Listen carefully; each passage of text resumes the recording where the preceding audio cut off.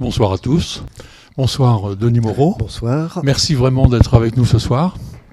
Vous savez qu'à la Procure, on est ravis de vous accueillir, qu'on est très heureux que vous soyez là, parce que on aime beaucoup vos livres, on les défend depuis longtemps, et à chaque fois, on est dans la gratitude du travail que vous faites. Vraiment.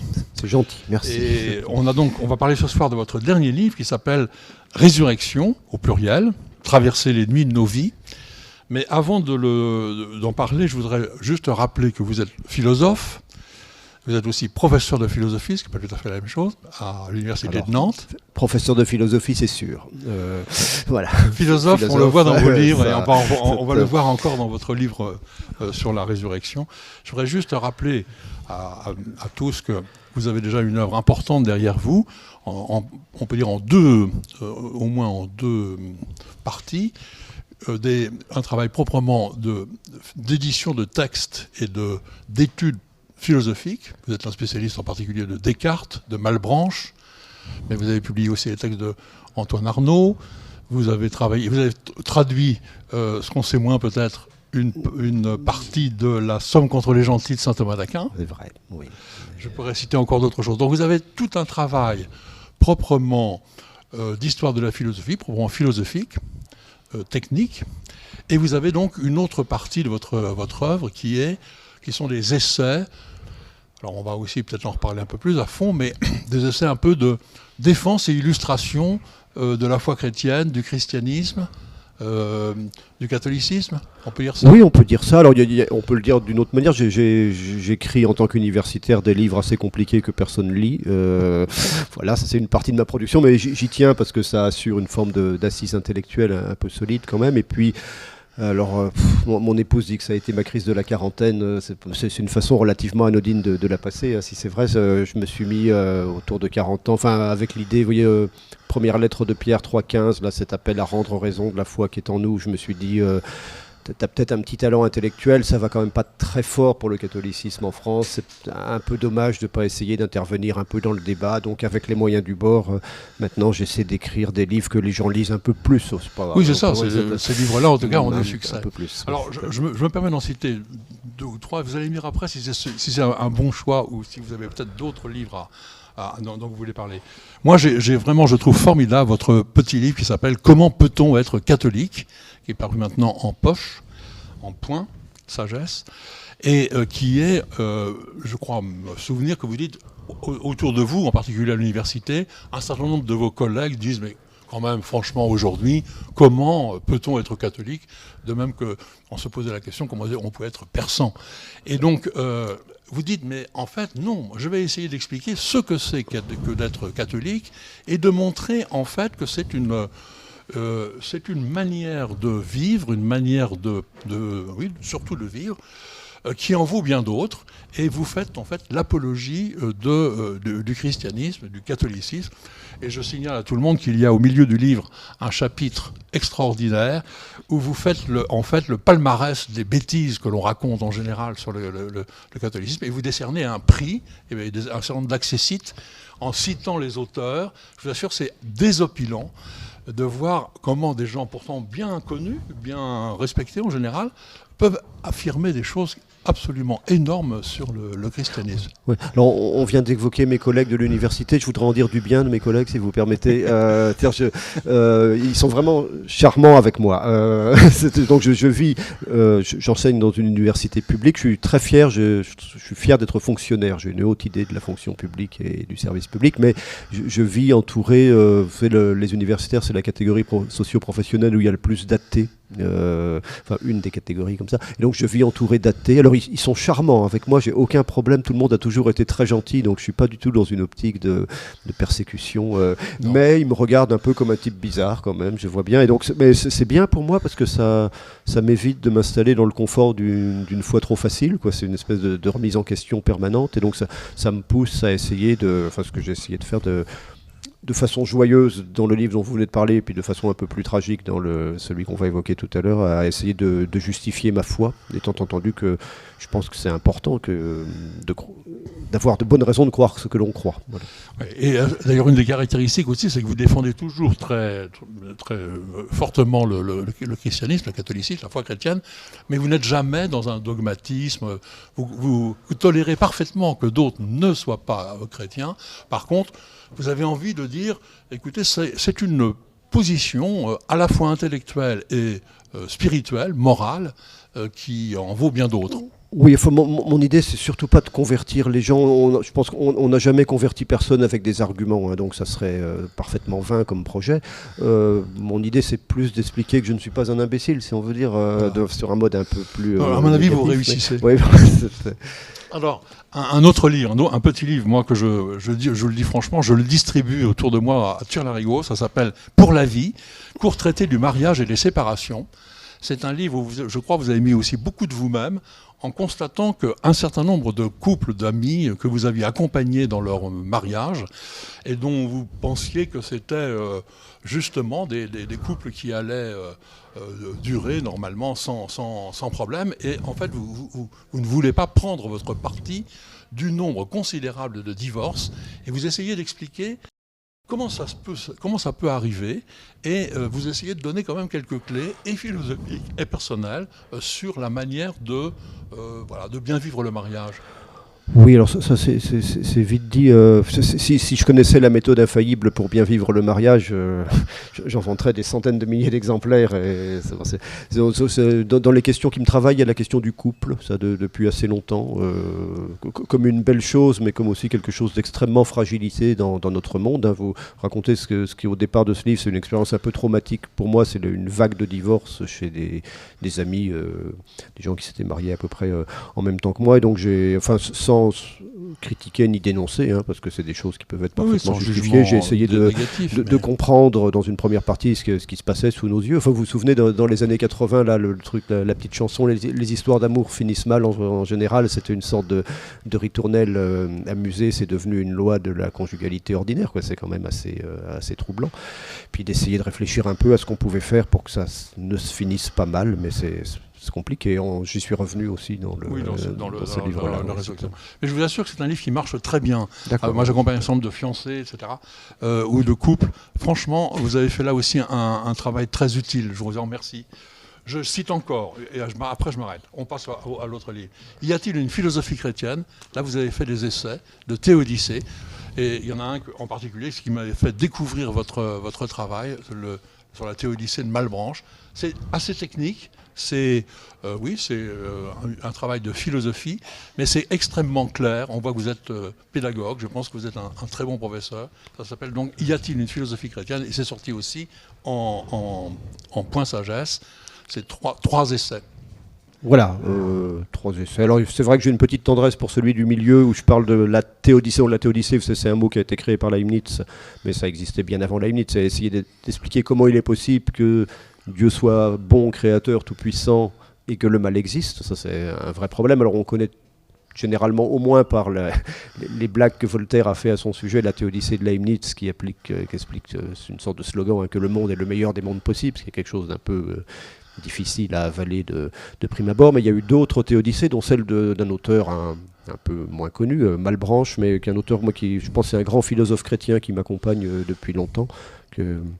Et qui explique que notre monde n'est pas le meilleur des mondes possibles, qu'il y a une vraie réalité du mal et qui pourtant continue à croire en Dieu. Donc il y a une construction intellectuelle assez sophistiquée pour tenir à la fois cet énoncé, il y a vraiment du mal dans le monde, et d'autre part, Dieu est bon et tout-puissant. Et je trouvais que ça m'intéressait parce que c'était... vous voyez, quand Leibniz vous dit notre monde est le meilleur des mondes possibles, il a plein d'arguments formidables pour ça, mais on dit, bon sang, c'est tellement loin de notre expérience, tellement coupé de ce qu'il peut y avoir de douloureux dans la vie que c'est quand même un peu difficile à avaler. Chez Malebranche, vous avez eu une métaphysique qui prend en compte l'expérience, y compris dans sa dimension douloureuse et tragique. Voilà. Peu de gens connaissent ça, c'est vraiment bien. Non mais vraiment, je voulais souligner que ces livres-là ont du succès et ces livres-là sont très utiles et vraiment, merci. Bon, alors, merci. Peut-être que d'ailleurs il y a d'autres titres. Moi j'ai choisi ces 3 livres-là, mais est-ce qu'il y a d'autres titres qui sont un peu vos préférés dans ce que Non, vous c'est avez bien fait ça. Bon. C'est bien. Voilà. Alors, on passe à votre livre d'aujourd'hui, Résurrection, traverser les nuits de nos vies. Il me semble qu'on peut dire que la caractéristique de votre livre, c'est que vous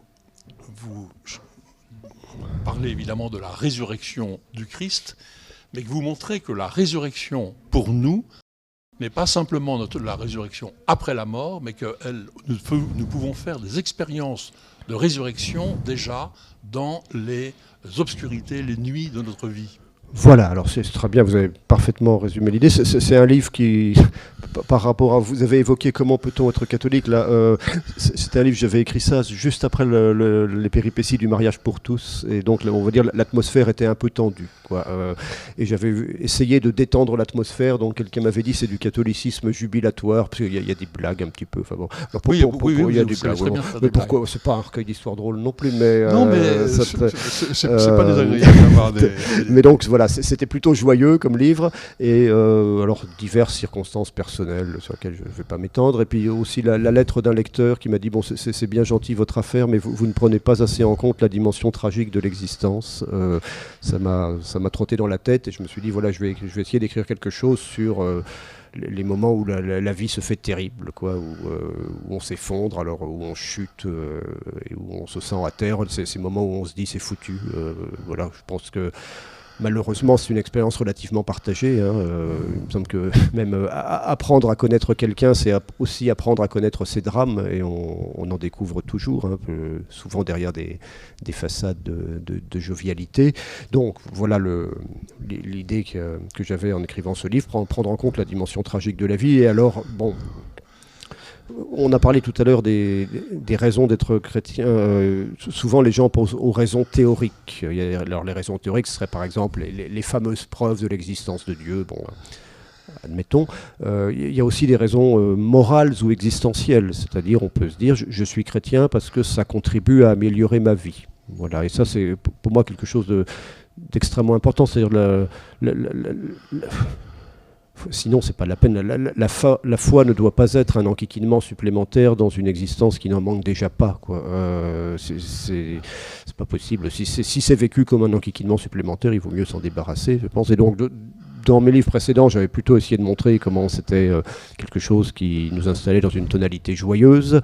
Là, j'essaie plutôt d'expliquer comment c'est quelque chose qui peut nous aider à nous sortir des moments terribles de la vie. Alors, d'où l'idée de résurrection. Alors, il y a la grande résurrection, en 2 volets, celle de Jésus, par où tout s'inaugure, et puis éventuellement la nôtre après la mort. Mais il me semble qu'entre ces 2 moments, on peut dire que c'est le temps des petites résurrections. Alors, je fais deux mots de grec, juste, pas plus compliqué que ça. J'ai découvert ça parce que je suis très mauvais en grec il y a pas si longtemps que ça, que dans nos Bibles en français, alors c'est bien traduit, mais le mot, ce qui est traduit par ressusciter, en fait, c'est 2 verbes grecs différents. Et même 3. Alors, il y a, non, 2. Troisième, c'est plus le vocabulaire de l'exaltation, oui, donc ça c'est bien traduit. Mais, donc il y a anistanai, alors anistanai c'est relever ou se relever, et puis egeiren c'est réveiller ou se réveiller. Alors c'est assez touchant, vous voyez, les gens qui ont écrit les évangiles, qui que ce soit, pour un événement à tous égards exceptionnel, la résurrection de Jésus, on aurait pu s'attendre à un néologisme. C'est souvent ce qu'on fait en philosophie, quand on a besoin de penser quelque chose de neuf, on crée un mot. Non, ils ont pris 2 mots du langage ordinaire qui nous rejoignent donc dans nos expériences. Alors, le vocabulaire de la relève, bah voilà, il y a la chute absolue, c'est la chute de Jésus dans la mort le vendredi, et puis il s'en relève, ou Dieu l'en relève, ça reste à voir comment on dit ça. Donc a fortiori, on peut penser que la foi en la résurrection de Jésus vient nous rejoindre dans nos expériences de chute dans la vie, et les expériences de chute, nous en faisons tous, hein, de tragique. Il y a les graves chutes morales, la dépression, et puis vocabulaire du réveil. Jésus sombre dans le sommeil absolu qu'est la mort, d'accord, et il s'en réveille, et donc on peut penser que la foi en la résurrection vient nous rejoindre dans nos expériences, alors de sommeil, d'engourdissement, d'atonie que nous traversons dans la vie. Alors tout ça, ce sont des choses pas drôles, hein, dont je vous parle là. Alors, et donc j'ai essayé de comprendre, alors toujours dans cette optique d'expliquer en quoi la foi est une puissance d'amélioration de la vie. J'ai essayé de comprendre en quoi, quand nous traversons ces expériences nocturnes, hein, et parfois terrifiantes, la foi peut être une aide. Alors là, j'ai choisi d'étudier 4 expériences. Alors... moi, je préférerais qu'on parle d'abord de votre première partie, que vous appelez théorie, qui est en fait vraiment très, très, très passionnante, un peu plus technique aussi, c'est vrai, mais où vous analysez justement la résurrection du Christ, vous venez de le faire très bien, et vous dégagez 7 principes. Oui. Et après, en fait, ces principes-là, vous montrez qu'on les trouve, en fait, dans nos expériences de nuit. Oui, alors il y a 2 parties, si on veut le dire en lexique universitaire, mais c'est peut-être pas ce que j'ai fait de plus heureux. Il y a le cours magistral et les travaux pratiques, quoi. Donc le cours magistral, c'est la théorie. Donc j'essaie d'analyser ce que c'est que croire en la résurrection. Alors si vous voulez, l'idée, elle est toute bête. Hein. L'idée, c'est que quand on a affaire à une croyance, et quelle qu'elle soit, il y a 2 questions. Vous pouvez vous demander, est-ce que c'est vrai ? Et vous pouvez vous demander, qu'est-ce que ça change dans ma vie ? Alors, la question est-ce que c'est vrai, elle est importante. Ça vaut pour toutes les croyances. Si je dis je crois qu'il va pleuvoir demain, on peut se demander est-ce que c'est vrai.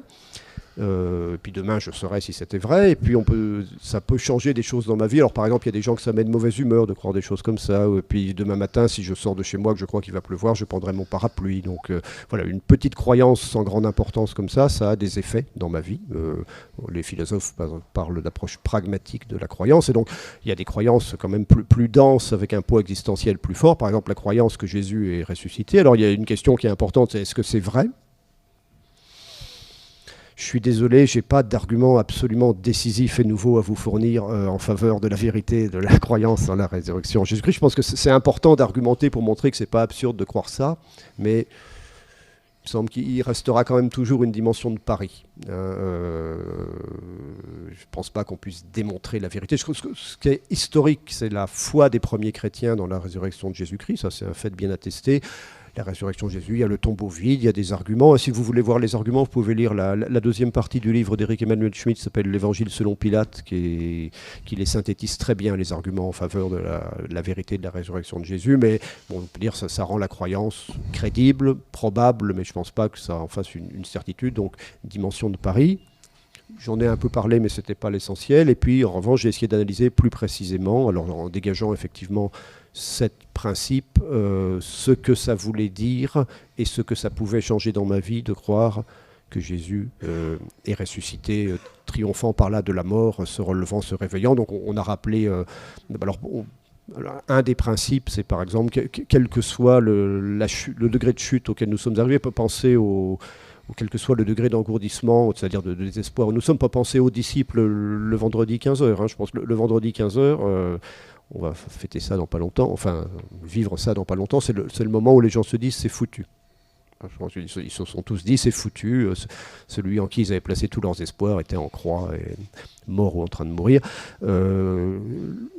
Si on ajoute foi à ce grand récit des 3 jours, ça nous apprend que même quand on se dit c'est foutu, il y a des moments dans la vie où on ne peut pas faire autrement que de se le dire, il faut garder l'espérance que des possibles vont s'ouvrir et qui vont nous permettre de sortir de ça. Donc voilà un principe qui me semble-t-il...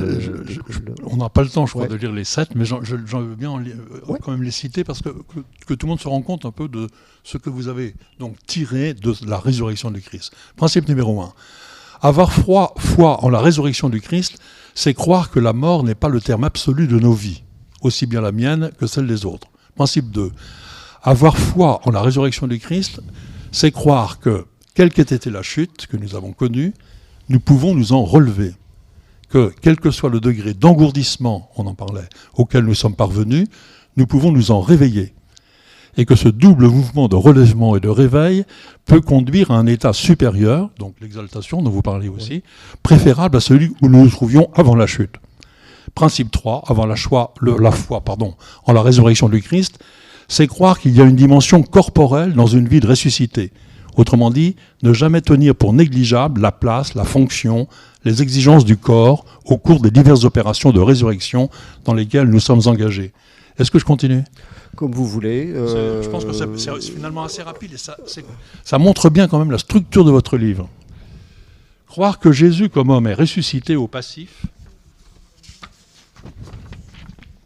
c'est admettre que lorsqu'on est abattu ou engourdi, on ne se relève ou on ne se réveille pas par ses propres forces, mais qu'on a besoin pour ce faire des autres, voire de l'autre. Croire que le Christ est ressuscité, ce n'est pas rechercher le négatif et la souffrance pour eux-mêmes, mais lorsqu'on les rencontre, c'est juger que si profond que soit le sentiment de déréliction où nous sommes parvenus, si indépassable que nous semblent les catastrophes qui nous frappent, nous ne devons jamais considérer que tout est définitivement perdu. La puissance de la foi au Christ, ici moins compris comme ressuscité un jour, une fois pour toutes, que comme ressuscitant, une puissance actuelle de relèvement orientée vers un avenir, nous rejoint de façon prioritaire dans les différents enfers et sans issue existentielle que nous traversons pour nous aider à en sortir. Principe 6. 2. La puissance de la résurrection vient nous rejoindre dans nos enfers existentiels. Mais on doit accepter qu'elle agisse dans la durée. Il faut du temps pour ressusciter. La patience est un des fruits de l'Esprit Saint, c'est-à-dire un don par lequel se communique la vie de Dieu. Principe 7 et dernier, avoir la foi en la résurrection, c'est aussi relire les évangiles en croyant non seulement qu'ils expliquent comment la puissance de la résurrection nous rejoint, mais aussi plus profondément, et dans une optique performative, que cette lecture rend opérante cette puissance de résurrection. Alors, on en prend un peut-être pour expliquer. Oui. Alors, c'est pas tout à fait, c'est pas du développement personnel, hein, mais en un sens, c'est bien le développement personnel. Hein. Moi, j'ai rien contre l'idée qu'en réfléchissant, on peut parvenir à améliorer sa vie. C'est l'idée qui, au fond, guide la philosophie depuis ses origines. On peut dire le stoïcisme, c'est du très bon développement personnel. Ce qui est peut-être un peu plus inquiétant, c'est ce que c'est devenu le développement personnel. Donc ces petits livres de 60 pages en très gros caractères où on vous donne 4 recettes infaillibles pour réussir votre vie, bon, ça marche pas. Hein, ça marche pas. Et donc les principes là que j'ai dégagés, voilà, malheureusement, ça n'est pas la méthode infaillible et absolument efficace pour se dépêtrer en 5 minutes des coups de chien que l'existence nous réserve. Hein. Si je la connaissais, je vous la donnerais, mais je ne la connais pas. Mais je pense que ça peut aider à traverser un certain nombre de difficultés. Alors par exemple, vous voyez, en méditant sur le récit de la Passion du Christ, il est en croix et on vient lui dire « sauve-toi toi-même ». Il ne le fait pas. Il ne le fait pas, et c'est Dieu ou le Père qui le ressuscite. Hein. Il y a un petit problème de théologie trinitaire qu'on va évacuer là, mais en gros on peut dire que c'est le Père qui ressuscite le Fils ou Dieu qui ressuscite Jésus. Et donc en fait vous avez deux modèles qui s'affrontent. Vous avez le modèle sauve-toi toi-même, et je crois que c'est ça à quoi nous enjoint notre modernité. Hein. Le développement personnel en anglais ça dit self-help. S'aider soi-même. Donc c'est ça l'idée. Sauvez-vous par vos propres forces. Et quand ça ne va pas, qu'est-ce qu'on nous demande ? On nous demande de faire des efforts, de bander nos volontés pour essayer de nous en sortir. Et on n'y arrive pas et on va en crever. Hein. C'est pas par hasard si le burn-out s'annonce comme la pathologie du siècle. Et puis il y a l'autre. Alors ça, on pourrait dire c'est le modèle, si je veux faire un peu de jargon, auto-résurrectionnel. Se ressusciter par soi-même. C'est pas le modèle chrétien. Le modèle chrétien, c'est le cri qu'on trouve à plusieurs reprises dans les évangiles, c'est « sauve-nous, nous périssons ». C'est appelé à l'aide. Et donc la sagesse de la croix et du récit de la résurrection, je pense, c'est de nous apprendre à consentir à être hétéro-résurrectionnel, donc ressuscité par autrui. Alors autrui, ça peut être autrui avec un grand A, les autres avec un petit a, ou l'aide de Dieu se déployant par l'intermédiaire de l'aide d'autrui. Mais la sagesse des récits de la résurrection, c'est cette sagesse qui consiste, quand ça ne va pas, à savoir demander à l'aide. Et ça, vous voyez, quand on est dans un épisode dépressif, la sagesse, c'est d'aller voir le psy et de prendre des médicaments, peut-être aussi de prier, c'est une autre façon de demander à l'aide. Il y a un chapitre sur les crises de couple, par exemple, j'ai été frappé en étudiant ce sujet-là, de voir que, alors ça marche pas toujours, hein, mais les couples qui traversent de graves crises et qui s'en sortent, c'est des couples qui ont su demander de l'aide. J'ai l'impression que c'est quasiment toujours le cas. Alors ça ne veut pas dire que ça marche automatiquement, mais c'est à partir du moment où on sort d'une espèce de face-à-face clos dans le couple en suscitant de la médiation qu'on s'en sort. Voilà, donc une des choses que j'ai apprises en méditant les récits de résurrection, c'est que quand ça ne va pas, avoir cette sagesse d'appeler à l'aide. Voilà. Et je crois que le monde moderne aurait bien besoin de ce conseil-là, parce que ce n'est pas si souvent qu'on le fait. Et donc justement, la deuxième partie de votre livre, vous prenez 4 domaines, hein, le deuil, la dépression, le pardon, les crises de couple où vous essayez de montrer comment la résurrection agit dans ces crises. Voilà, ce sont les travaux pratiques. Hein. J'ai pris 4 moments, épisodes spécialement difficiles ou douloureux de la vie. Vous venez de les rappeler, le deuil, la dépression, le pardon donné ou reçu après de graves fautes, et puis les crises de couple. Alors, j'en dis un mot parce qu'on en parle un petit peu. Ces 4 chapitres sont composés de récits écrits à la première personne du singulier. Voilà. Donc, il y a un effet de réel, on va dire. Vous expliquez que le premier qui vous pose la question pour savoir si c'est autobiographique se fait renvoyer dans ses bureaux, n'est-ce pas ? Je ne souhaite pas en dire plus.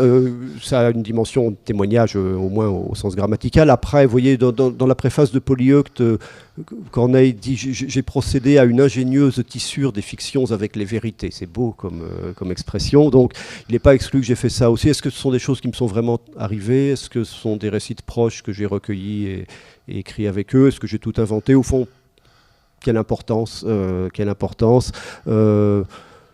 c'est ma liberté d'auteur de laisser une certaine ambiguïté sur ce point, tout comme c'est celle des lecteurs d'y voir ce qu'ils ont envie d'y voir. Alors je suis frappé, je commence à avoir quelques retours. C'est marrant, c'est pas les mêmes. Il y a des gens, je suis sûr que le chapitre 2 c'est toi, puis d'autres, non, je suis sûr que le chapitre 4 c'est toi. Voilà, on va laisser une certaine ambiguïté sur le sujet.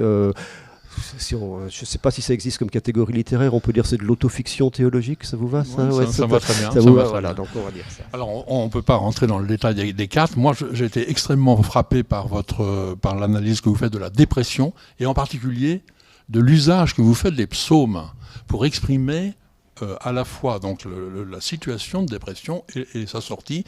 Vous dites très bien que en fait, c'est très difficile d'expliquer à quelqu'un qui n'a pas connu cela ce qu'est réellement la dépression. Je crois que quand on regarde les récits de dépression, c'est quand même... alors il y en a quelques-uns, vous pouvez penser à le dernier livre d'Emmanuel Carrère, Yoga, il y a un livre de Philippe Labro avec un titre bien bizarre, La tombée cette fois se relever 8, qui est un défi aux lois de l'arithmétique, hein, c'est pas possible. Si on tombe 7 fois, on se relève 7 fois, mais 8, mais bon, c'est assez joli, c'est l'idée qu'on remonte plus haut.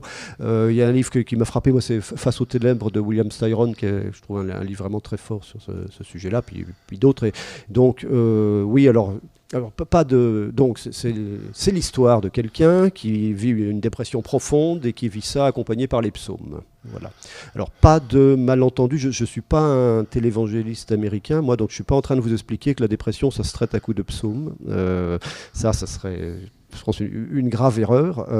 Dépression, ce qu'on a dit tout à l'heure, ça se traite aussi, en tout cas, et d'abord à coups de psychiatre et de médicaments. Saint François de Sales, c'est Saint François de Sales de mémoire, mais la tristesse naturelle a plus besoin de médecins que de théologiens. Voilà. Donc, que ce soit bien dit. Voilà. Après, il y a une façon chrétienne de vivre la dépression, et par exemple la vivre accompagnée par les psaumes. Et alors là, j'ai été frappé en les lisant par la façon. Alors, vous savez, les psaumes, c'est merveilleux, ça exprime la vaste palette des sentiments qui habitent les cœurs humains, depuis l'exultation jusqu'à l'abattement, de la reconnaissance jusqu'à la déréliction. Mais il y a quand même beaucoup de psaumes qui évoquent des épisodes, enfin quelque chose qui peut rappeler des épisodes dépressifs. Enfin, il y a quelque chose qui m'a frappé, j'en ai parlé, il y a des gens qui me disent c'est précis ce qu'ils ont trouvé de plus juste pour décrire l'expérience de la dépression, c'est que la gueule du puits ne se referme pas sur moi. Donc vous voyez, vous êtes en train de tomber dans un puits, il y a ce petit rond de lumière là qui reste en haut mais qui va s'amenuisant jusqu'à plus être qu'un minuscule point lumineux, puis je suppose que les gens qui se suicident c'est quand le point lumineux a disparu, voilà. Bon, des fois il reste un point minuscule. Une des choses qui est vraiment douloureuse dans l'expérience de la dépression, et ça je crois que tous les gens qui l'ont traversé en témoignent, c'est l'impossibilité à mettre des mots sur ce qui arrive, y compris pour soi. Parce qu'on n'est plus en état de conceptualiser des états mentaux complexes, et puis l'impossibilité de partager ce qui est en train de nous arriver. Et là, on trouve, alors je les ai mis bout à bout, mais c'est vrai que c'est, je crois, assez frappant. On trouve dans les psaumes un certain nombre de textes qui décrivent avec une précision assez remarquable l'expérience de la dépression. Et donc ça donne déjà, et c'est peut-être un début d'un commencement de relèvement spirituel, ça donne déjà les mots pour le dire. ce qui n'est pas rien, je pense, dans ce genre de situation. C'est un très très beau chapitre. Alors les gens me disent que c'est celui-là qui les frappe le plus. Donc, non, bon. Les autres sont... sur les couples, vous avez aussi plusieurs exemples de couples, c'est Adam et Ève, Abraham et Sarah, oui, David et Abigail. Vous avez différents couples, il y a aussi pas mal de choses que vous racontez sur les crises de couple. Oui, alors ça, c'est... comme je vous ai dit, c'est un sujet qui me travaille comme depuis un certain temps, les couples en crise. Je crois que les épisodes que je raconte sont malheureusement assez exceptionnels. Hein. C'est des épisodes de couples qui ont traversé de très sévères crises conjugales, qui se sont dit c'est des vendredis saints de l'amour, quoi. C'est foutu, il n'y a plus rien, c'est mort, enfin comme on peut dire, et qui s'en sont relevés. Et alors ce sont des couples chrétiens. Il y en a 4. Hein. Alors les prénoms que vous avez cités ne sont pas les vrais prénoms. J'ai changé les prénoms. Et voilà, ouais, donc, mais j'ai trouvé intéressant de raconter. Alors j'ai été assez frappé en recueillant ces témoignages, de voir comment implicitement, finalement, les grands principes là, que vous aviez, que j'ai essayé de dégager et que vous avez rappelé, avaient accompagné ces gens-là dans leur traversée des nuits de l'amour. Alors de ne jamais se dire, même si c'est l'impression qu'on peut avoir, c'est foutu, ne pas négliger la dimension corporelle des phénomènes, se faire aider, etc. Y compris, et donc voilà, j'ai voulu écrire là-dessus comme une sorte de message d'espoir pour les couples qui traversent une mauvaise passe, mais... Quel couple, si du moins c'est une histoire d'amour au long cours, n'a pas un jour ou l'autre traversé une mauvaise passe, ça, c'est quelque chose. Enfin, peut-être, il y en a à qui cette grâce est donnée, mais je ne suis pas sûr qu'ils soient si nombreux que ça. Il y a des résurrections de l'amour. Hein. Je peux en témoigner. C'est des choses que j'ai vues et dont j'ai discuté. Donc ça existe. Ça ne veut pas dire que ce soit mécanique. Ça ne veut pas dire qu'il y a des cas où il n'y en a pas, si, bien sûr. Mais cela existe. Voilà, vous voyez, c'est un petit peu comme... un extraterrestre qui débarquerait en début janvier, qui verrait des terres mortes, arides et gelées, d'accord, qui dirait c'est mort sur cette planète, voilà, il n'y a pas de vie. Et puis s'il reste un mois et demi, il verra la nature reverdir, la terre craqueler, les bourgeons sortir, et il dira là où la mort semblait régner, finalement la vie est possible. Alors je crois que à nouveau, je ne veux pas les minimiser, ces expériences, elles sont terribles. Enfin, dans les gens, dans les couples avec qui j'ai discuté, là il y a quand même quelqu'un que ça a amené au bord du suicide, manifestement. Mais alors c'est là que c'est peut-être l'histoire que je préfère, parce qu'elle est pleinement résurrectionnelle. Ça ne marche pas à tous les coups. Hein. Dans les récits de la résurrection de Jésus, il y a l'idée que c'est mieux après qu'avant. C'est-à-dire la première vie de Jésus, c'est la nôtre, avec ses grandeurs, ses misères, enfin, etc. Et puis la vie de ressuscité, c'est plus. On pourrait dire une Dieu l'a exalté. Dieu l'a exalté, et c'est une survie. Enfin, pas au sens de survivre pour essayer de se tirer des problèmes, mais une super vie, quoi. Et c'est celle-là qui nous est promise. Et donc, idéalement, quand une résurrection se passe bien, c'est ce que saint Paul appelle la logique du combien plus. Hein. Quand une résurrection de nos vies se passe bien, c'est mieux avant qu'après. C'est mieux après qu'avant. Excusez-moi, je suis un peu fatigué. On atteint un degré d'existence préférable à celui d'où on était parti. Alors, attention, je suis surtout pas en train de vous dire qu'il est nécessaire d'en passer par la souffrance pour atteindre des belles choses dans la vie. Vous voyez, c'est ce qu'on appelle la dialectique en philosophie. Il faut souffrir pour être beau, on ne fait pas d'omelette sans casser les œufs, etc. Je pense que ça va si on parle de petites souffrances. Alors, c'est vrai en un sens. Hein, pour avoir un bon résultat en sport, il faut se faire un peu mal. Okay, donc ça, on comprend. Après, moi, je n'irai pas raconter à quelqu'un qui a connu l'expérience de la dépression, à quelqu'un qui a connu un deuil sévère, que c'était nécessaire qu'il en passe par là. Je fais pas, ça, c'est du dolorisme, hein, ou cette idée que il faut nécessairement en passer par des moments négatifs pour arriver à du positif. Et c'est pas du tout mon optique. Mon optique, c'est quand le négatif frappe, qu'en fait-on, comment essaie-t-on de survivre? Et là, donc, il y a des cas alors, où on ne survit pas, où on reste à terre, ça arrive, où on reste prisonnier d'une profonde tristesse. Il y a des deuils qui ne se font pas. Hein, il ne faut pas critiquer les gens, c'est que c'est pas possible. Il y a des pardons qui ne se donnent pas. Ça peut arriver. Il y a des résurrections qui se font incomplètement. C'est le cas de la personne frappée de dépression là, qui parle dans mon livre, qui dit je m'en suis sorti et donc en un sens je suis ressuscité, mais je reste plus fragile qu'avant. D'accord ? Et donc là, on n'est pas...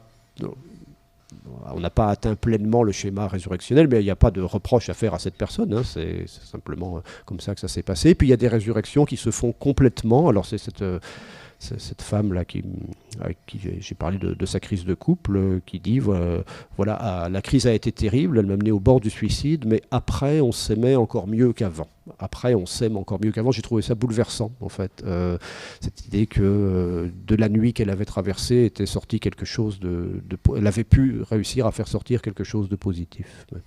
Bon, il y aurait encore beaucoup à dire. Une question quand même encore sur à un moment, vous dites que cette expérience justement de résurrection n'est pas exactement la même chose que la résilience dont on nous parle beaucoup ces temps-ci.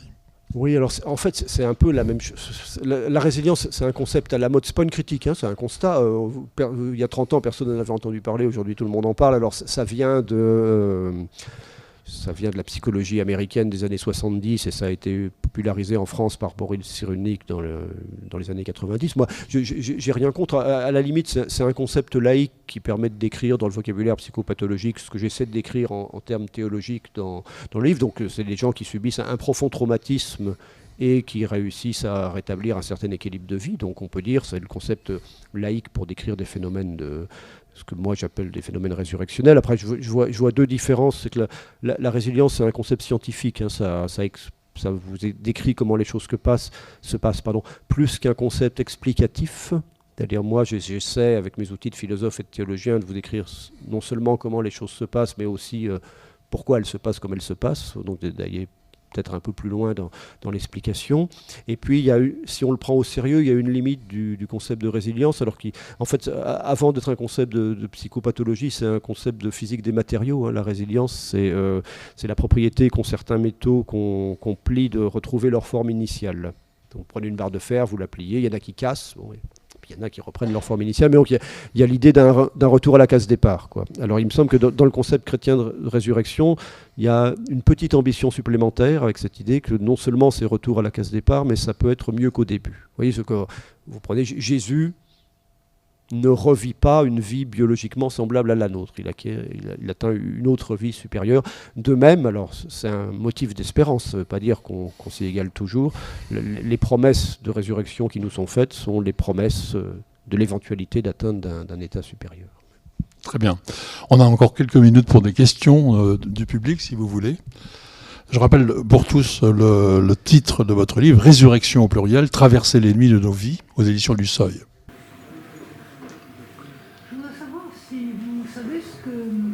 Veut dire le pape François quand il dit le christianisme n'est pas là pour consoler. Vous êtes sûr qu'il a dit ça? Peut-être que j'ai lu dans la croix. Peut-être que c'est enlevé de son contexte, peut-être que c'est... mais je l'ai lu. Écoutez, alors c'est toujours embêtant de dire des choses comme ça. Si jamais il a dit ça, mais je serais étonné qu'il l'ait dit en ces termes-là, je ne suis pas d'accord. Voilà, je suis embêté de dire ça parce que je n'aime pas dire que je suis pas d'accord. Je fais partie. L'autre soir, j'étais dans une émission, c'était un livre sur les traditionalistes. Alors ça, c'est des gens qui sont en permanence pas d'accord avec le pape. Ça, c'est pas trop mon style, mais bon, ça peut arriver. C'est pas si jamais il a dit ça, je suis pas d'accord. Je pense que s'il a dit le christianisme n'est pas seulement là pour consoler. Ça, je veux bien. Ça, j'entends bien, parce qu'on peut dire qu'il s'agit aussi de proposer de la joie, du positif, etc. Mais non, moi, j'assume. Vous voyez, alors moi, j'ai une foi très intéressée. Hein, c'est-à-dire, ça, j'assume pleinement. Si je suis chrétien, c'est d'abord et avant tout pour faire mon salut, donc avec une visée eschatologique, comme disait théologien, c'est que j'ai envie d'aller au grand festin des noces de l'agneau, quoi. Ça m'intéresse, ça a l'air bien. Donc ça, c'est pour l'autre vie. Et pour cette vie, si je suis chrétien, c'est parce que je pense que ça m'aide. Alors ça m'aide positivement en m'apportant des expériences de joie. Je crois que la tonalité profonde de l'existence chrétienne, c'est la joie, et c'est pas la morale. Hein. Là, ça suffit avec la morale chrétienne. D'abord, la morale chrétienne, c'est la morale de tous les honnêtes gens, elle n'est pas spécifiquement chrétienne. Puis, notre monde n'a pas besoin qu'on lui fasse la morale, il l'a fait en permanence. Vous regardez les réseaux sociaux, les gens font la morale toute la journée. C'était bien la peine de se débarrasser des curés, hein, pour avoir des gens qui font la morale toute la journée. Donc la tonalité de de l'expérience chrétienne, je crois que c'est la joie. Donc, et le pontificat du pape François, je crois qu'on pourra dire, ça aurait été le pontificat de la miséricorde et de la joie. C'est comme les deux mots-clés de son pontificat. Mais après, il y a aussi les moments difficiles de la vie, quoi, où la joie, c'est pas le premier problème. Et dans ces moments-là, vous voyez, moi, quand je suis triste, j'apprécie qu'on me console. De même que quand je suis malade, j'apprécie qu'on me soigne. Et je pense qu'il y a dans le christianisme des vertus, alors j'espère que ça ne va pas vous choquer, mais thérapeutiques qui sont bien réelles. Alors peut-être là où c'est le plus clair, c'est le plus immédiat, c'est dans les expériences de deuil, par exemple. Vous voyez, moi j'ai perdu mon père et il se trouve que, pas exactement de façon simultanée, mais un petit peu après, j'ai une amie athée qui a perdu son propre père, et donc nous avons vécu nos deuils un peu en parallèle, en discutant. Je ne veux surtout pas dire faire de palmarès, dire c'était mieux, moins bien, mais c'était différent. C'était différent au sens où moi, je pensais que c'était pas la fin de tout, que j'allais le revoir, qu'on se retrouvait un jour. Elle pensait que c'était la fin de tout, et donc on ne vivait pas ça sur la même tonalité. Ça m'a consolé. Voilà, ça m'a consolé, ça m'a fait du bien. Quand on me le reproche, je dis, mais où est le problème en fait Où est le problème si ça me fait du bien, si ça m'aide à bien vivre. Alors évidemment, il ne faut pas dire, c'est ce que dit Luc Ferry quand il parle de ces choses-là, il dit oui, mais ce sont des illusions. Et donc, vous prenez vos désirs pour des réalités, c'est trop beau pour être vrai, etc. Mais ça, c'est pas des questions où on peut répondre catégoriquement. C'est pas l'athéisme de Ferry scientifique contre ma croyance sur la mort. C'est deux croyances sur la mort. Moi, ce qui se passe après la mort, j'en suis pas certain, et Luc Ferry non plus. Donc, voilà, on est croyance contre croyance. Et après, pour évaluer l'intérêt des croyants, je pense que leur intérêt thérapeutique, on peut dire, mérite d'être pris en compte. Et donc, enfin, la vie c'est dur. Je trouve la vie c'est dur, enfin, vraiment. Et donc, pour le dire en une formule, oui, c'est vrai, la vie c'est dur. Donc, je prends des trucs, je prends des cachetons évangéliques, à posologie catholique, quoi, et ça me fait du bien. Où est le problème ? Où est le problème ? Pourquoi on m'en priverait, en fait ? Merci. Une autre question, monsieur ? Moi, j'avais deux questions à te poser. J'ai lu en grande partie le livre. J'apprécie beaucoup parce que c'est pas une sortie facile de ce qu'on vit de difficile. Et que je trouve que dans le livre, tu demeures dans ce côté souffrant et dramatique. Et que le christianisme le fait aussi. Mais les deux questions à me poser, c'est la première, c'est quelle est la conception du salut qui se cache derrière ? Est-ce que le salut, c'est de nous sortir de ces situations ? Moi, je ne pense pas que c'est ça, je dis dans le film, voilà, mais plutôt, est-ce que ce ne serait pas plutôt d'y être autrement ? C'est-à-dire, par exemple, de n'y être plus seul. Et qu'est-ce que le salut, c'est, je pense par exemple à l'icône du samedi saint, est-ce que c'est vraiment le Christ qui nous sort des enfers pour nous en tirer ? Je crois que dans la vie concrète, quand on coupe, on n'est jamais tiré de l'obscurité. C'est quand on n'y est plus seul que d'une certaine manière on y est tiré. Ma première question c'est celle-ci. Donc est-ce qu'il faut penser à un salut comme on sort d'une situation, ou un salut comme une situation dans laquelle on n'est plus seul ? Il me semble que cette deuxième réalité, plus concrète, correspond davantage aux expériences de petite résurrection. Et puis ma deuxième question, mais alors ça c'est la grosse question que je me suis posée tout de suite dès que je pense en livre, c'est quel est le lien entre les petites résurrections et la résurrection ? Parce que est-ce qu'il s'agit de métanoïa ? C'est-à-dire, en quoi ces petites... On dit souvent, moi par exemple j'écris plutôt à l'inverse, en disant on parle trop des petites résurrections, on parle plus assez de la résurrection finale. Donc ma question c'est, est-ce qu'à parler des petites résurrections aujourd'hui, qui aident à vivre, et qui bien sûr, et ça c'est très important dans le livre, ne sont pas une pédagogie d'une certaine manière de croissance personnelle, est-ce qu'on ne perd pas d'une certaine manière la résurrection finale ? Est-ce que c'est pas simplement à la lumière de la résurrection finale qu'on comprendrait ce que sont ces résurrections ? La réaction du corps, par exemple, pour comprendre l'expérience du corps. Oui, alors c'est ça, tout à fait. Tu dis que tu es en train de lire le livre, tu n'es peut-être pas arrivé à la fin encore ? Alors là, parce que les 10 dernières pages, c'est sur la grande résurrection. En tout cas, voilà. Alors ça, oui. tout à fait d'accord. Ne serait-ce que parce que, vous voyez, c'est une idée qu'on trouve un peu partout, d'une certaine façon, dans laquelle je donne. Hein, c'est que la vie est une espèce de suite de mort et de résurrection. C'est une façon de décrire pas mal de choses qui nous arrivent. Mais j'ai un camarade avec qui j'en parlais me dit oui, d'accord, mais si c'était que ça serait vraiment épuisant. Ça serait vraiment très fatigant à la longue de passer son temps à mourir et à ressusciter. Et donc, heureusement que tout ça, enfin, pour les chrétiens qui placent leur foi dans l'espérance de la résurrection. Je n'oublie pas qu'il y a des sondages qui disent que 30 à 40% des gens qui se disent chrétiens ne croient pas en la résurrection, donc il faut tenir compte de cette réalité-là aussi.